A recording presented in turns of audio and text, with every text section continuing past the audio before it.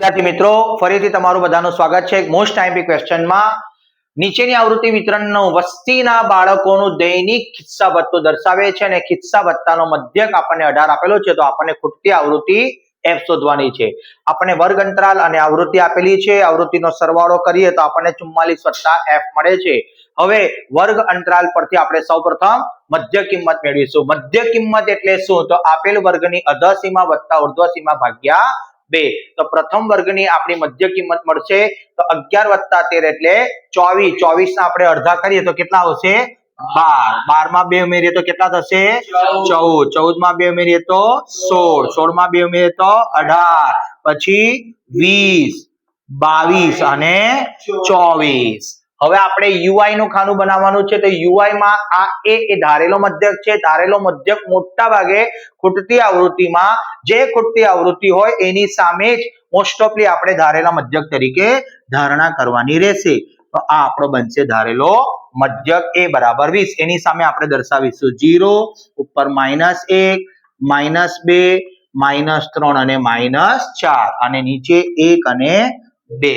ચલો હવે આપણે ગુણાકાર કરવાનો રહેશે fy ગુણ્યા ui એટલે 7 ચોક 28, 6 તાલી 18, 9 દૂની 18, 13 એકમ 13। કોઈ પણ સંખ્યાને શૂન્ય સાથે ગુણો તો 0, 5 એકો 5 અને 4 દૂની 8। આ બધી માઇનસ સંખ્યાઓનો આપણે સરવાળો કરીશું તો આવશે -77 અને આનો સરવાળો કરીશું તો કેટલા આવશે? +13। ચલો પ્લસ માઇનસ માઇનસ, ચલો 77 માંથી 13 જાય તો કેટલા આવશે વિદ્યાર્થી મિત્રો?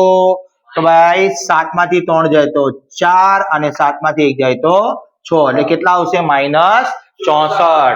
ચલો હવે આપણે પદ વિચલન સૂત્રનો ઉપયોગ કરીએ છીએ તો x બરાબર a વત્તા sigma fy uy upon sigma fy multiply h।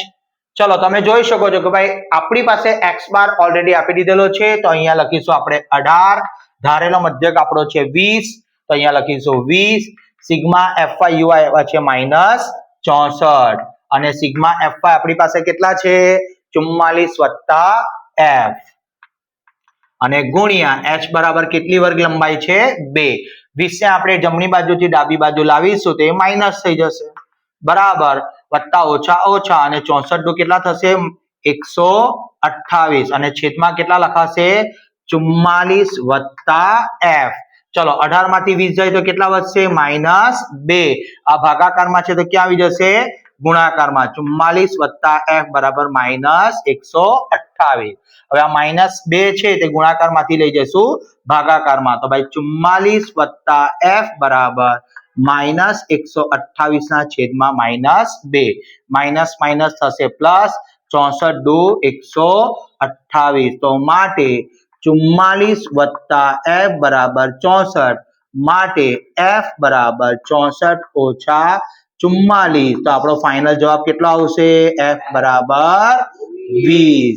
તો વિદ્યાર્થી મિત્રો આવા જ મોસ્ટ ટાઈમ્પી ક્વેશ્ચન આપણે લઈને ફરી આવીશું તો તમારા કોમેન્ટ જાણ કરતા રહેજો। Thank you.